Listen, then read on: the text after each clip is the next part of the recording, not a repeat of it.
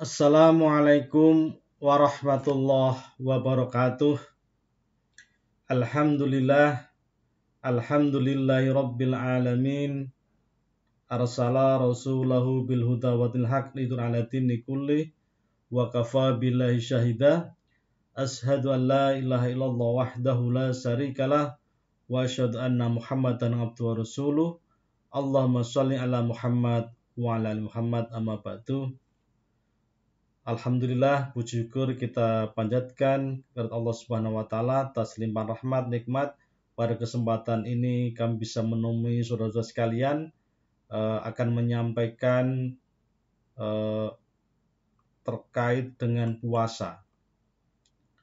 Saudara sekalian, kalau kita telusuri di dalam literatur para ulama bahwa mereka membagi puasa itu dalam tiga kategori atau dalam tiga jenjang lah, kira-kira begitu. Yang pertama adalah mereka membagi puasa itu, ya puasa namanya dikatakan sebagai puasa badaniyah atau puasa jasmaniyah. Yang kedua ada puasa yang dinamakan sebagai puasa jenjang nafsani.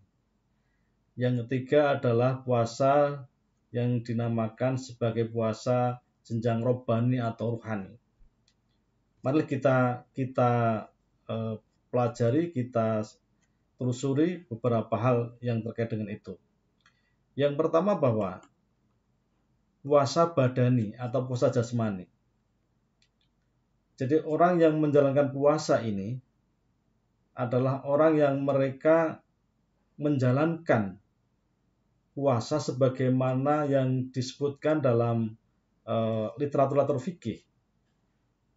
Yang pertama adalah dalam pengertian fikih itu dikatakan bahwa puasa itu adalah menahan diri, mewujudkan dalam bentuk tindakan-tindakan lahiriah, yaitu mereka tidak makan, tidak minum, tidak melakukan hubungan seksual pada siang hari itu, atau berarti mereka al-amsak, mereka menahan. Nah, misalkan kita melihat dari pemahaman fikih yang disampaikan oleh Syed Sabiq, misalkan puasa itu dipahami sebagai menahan diri pada siang hari dari hal-hal yang membatalkan puasa, disertai dengan niat oleh pelakunya sejak terbitnya matahari sampai dengan terbenamnya matahari. Maka dengan ini kalau kita perhatikan, berarti ketika orang sudah menahan diri dari makan minum pada siang hari itu, maka diniati dengan niat, maka mereka telah melaksanakan ibadah puasa itu. Namun apabila kita telah lebih jauh, ya mereka telah menggugurkan kewajiban itu. Tetapi banyak perilaku-perilaku, tradisi-tradisi yang tradisi-tradisi itu masih saja dijalankan. Misalkan banyak orang pejabat yang di kantor, mereka perilaku koruptif masih dijalankan. Banyak masyarakat yang di tengah-tengah puasa menggunjing, seudon, kemudian mencari-cari kesalahan orang lain, atau kemudian masih membenci orang lain. Ya ini adalah mereka tetap puasa sah secara hukum fikih. Tapi mungkin nilainya nanti akan berbeda. Maka banyak ulama mengatakan bahwa iya banyak orang puasa, tapi mereka puasanya pada jenjang yang atau pada varian yang badani atau jasmani. Mereka bisa meninggalkan, bisa menahan makan, minum, hubungan seksual atau yang membatalkan puasa itu pada siang hari. Tetapi perilakunya itu masih saja menjalankan hal yang terkait dengan maksiat, terkait dengan hal yang mengurangi dari nilai puasa itu. Itulah yang disebut dengan puasa badani. Maka pada waktu itu Umar bin Khattab pernah menyampaikan bahwa ada hadis yang berbunyi kam min shaimin laisa lahu min siyamihi ilal ju' wal atas, misalkan. Banyak di antara kita itu berpuasa, namun puasa itu yang mereka dapatkan hanya alju, yaitu rasa haus dan dahaga saja yang mereka dapatkan. Tapi mungkin nilainya belum didapatkan. Inilah orang-orang yang menjalankan puasa ini dikatakan sebagai oleh ulama puasa jasmani atau puasa badani. Dan ini pada tingkatan yang paling rendah gitu. Yang kedua adalah puasa nafsani. Jadi puasa nafsani itu puasa yang termasuk melibatkan aspek-aspek psikologis ya, aspek-aspek fisiologis. Maka puasa ini tidak hanya puasa dalam artian fisik, makan minum tadi, tapi kemudian mereka juga mencoba menahan dari hal-hal yang mengurangi nilai puasa itu. Misalkan mereka adalah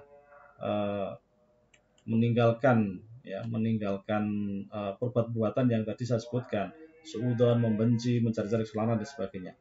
Maka yang menjadi dasar puasa nafsani ini adalah di dalam Quran surat An-Naziat ayat 40. Di sana dinyatakan a'udzubillahi minasyaitonir rajim, bismillahirrahmanirrahim, wa amma man khafa maqama rabbi wa naha nafsa 'anil hawa. Dan adapun orang-orang yang takut kepada kebesaran Tuhannya, mereka bisa menahan diri dari keinginan hawa nafsunya. Jadi hawa nafsu. Karena menurut ulama khususnya cendekiawan muslim misalkan Ibnu Sina, karena mereka membagi bahwa nafas itu ada 3 komponen, namanya nafsu natikiyah, akal pikiran, ada nafsu ghadabiyah, ada nafsu sabuyah. Sabu itu kehewanan, ghadabiyah itu kemarahan. Ini kira-kira nanti yang dominan seperti apa. Maka ini ayat An-Naziat yang ke-40 itu sebagai dasar terkait dengan ini. Terkait dengan an-nafsu tadi atau puasa nafsani. Nah, maka orang yang berpuasa pada jenjang ini, maka mereka menghindari hal-hal yang merusak puasa. Seperti disebutkan di dalam surat Al-Zuriyat yang telah tadi disinggung, tapi saya sampaikan ayatnya. A'udzubillahi minasyaitonir rajim, bismillahirrahmanirrahim. Ya ayyuhalladzina amanu stanibu katsiran minadh-dhon inna ba'dadh-dhon ismun wala tajassasu wala yaktab ba'dakum ba'dha. Ini. Jadi saya kira ini ayat ini, hai orang-orang yang beriman, jauhilah kebanyakan prasangka, kecurigaan, karena sebagian dari prasangka itu adalah dosa. Dan janganlah mencari keburukan orang lain, janganlah menggunjing orang lain. Karena nanti di ayat berikutnya orang yang menggunjing itu sama dengan memakan daging saudaranya sendiri. Dan pasti kita akan jijik dari itu. Ini hal yang merusak puasa. Kalau kita sudah bisa meninggalkan ini, maka kita sudah pada tahap puasa nafsani.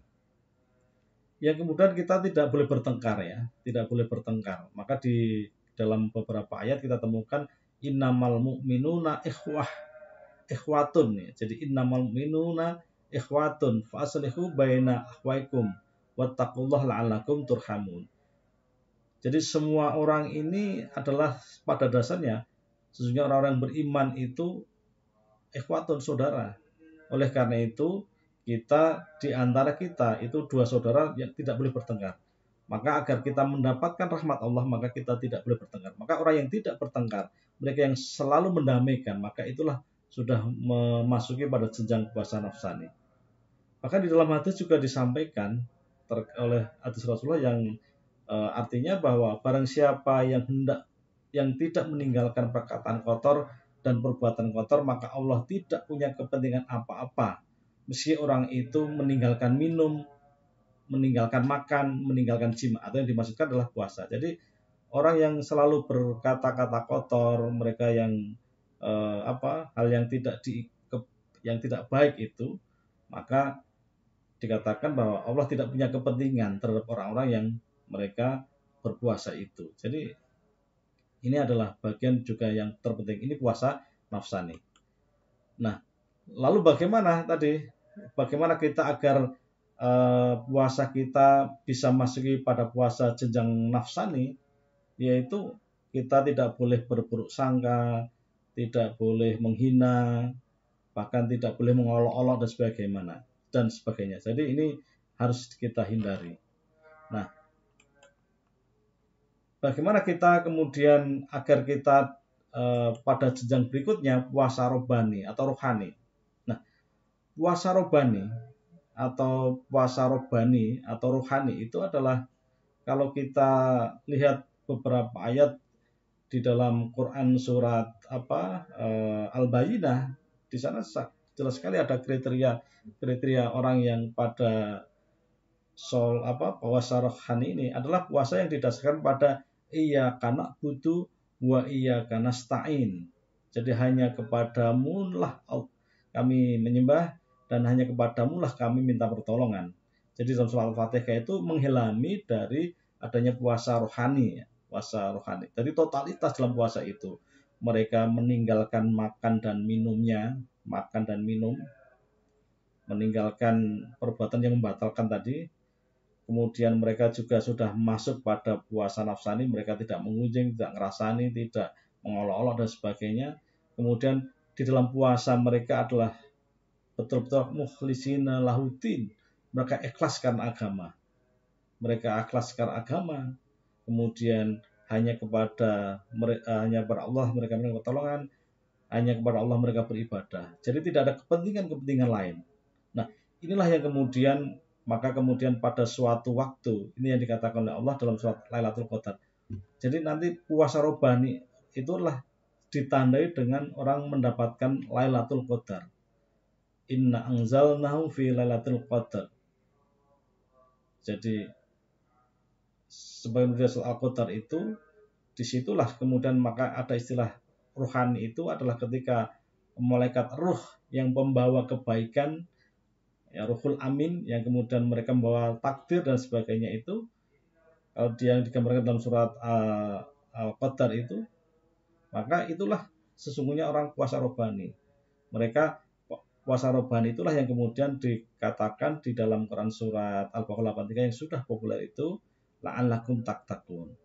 Jadi puasa itu kutiba alaikumusiyam kama kutiba alal ladzina min qablikum la'allakum tattaqun, akan mereka pada derajat takwa. Nah, ketakwaan itulah sesungguhnya puasa robbani atau puasa rohani, karena disertai dengan secara fisik mereka meninggalkan apa yang dilarang, secara nafsani mereka bisa meninggalkan, bisa mengendalikan nafsu.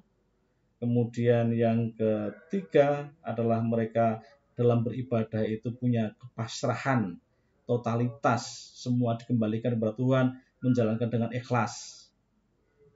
Maka inilah yang disebut dengan istilah puasa robbani pada puncaknya. Maka kalau kita meminjam istilah di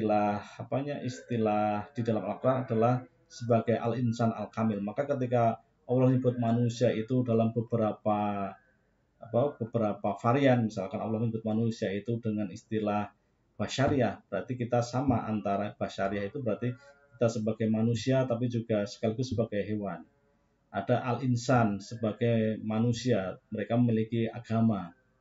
Ada yang disebut dengan anas, manusia sebagai makhluk sosial. Maka kriteria itu sama dengan artinya apakah kita masuk sebagai al-insan, al-kamil, manusia yang sempurna. Maka istilah-istilah di dalam Al-Quran yang menyebutkan manusia itu meskipun juga ada tambahan yang mengatakan ada Bani Adam, tapi pada konteks ini kita lebih pada ketika Allah memanggil dengan istilah al-basyariyah, al-anas, dan al-insan itu sebagai gambaran tentang kualitas masing-masing orang terkait dengan pemahaman keagamaan itu.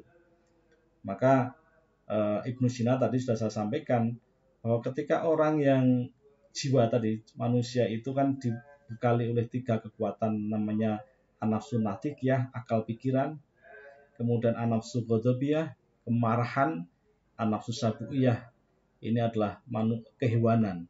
Jadi di situ ketika puasa itu sebenarnya dalam rangka untuk mengurangi konsumsi itu agar nafsu ghadabiyah, an-nafsu sabuiyah itu kurang. Tapi yang dominan adalah an-nafik. Ketika yang dominan an-nafik, maka kemudian ada istilah apa yang disebut dengan manusia sempurna. Jadi ulul albab kan begitu. Jadi artinya apa di situ? Aklun sahihun, qalbun salimun, akmalun solihun. Jadi akalnya sehat, hatinya bersih, kemudian perbuatannya itu baik dan lain-lain. Saya kira itu saudara-saudara sekalian beberapa hal yang saya kira untuk memberikan pemahaman kita terkait dengan puasa ini. Terima kasih. Assalamualaikum warahmatullahi wabarakatuh.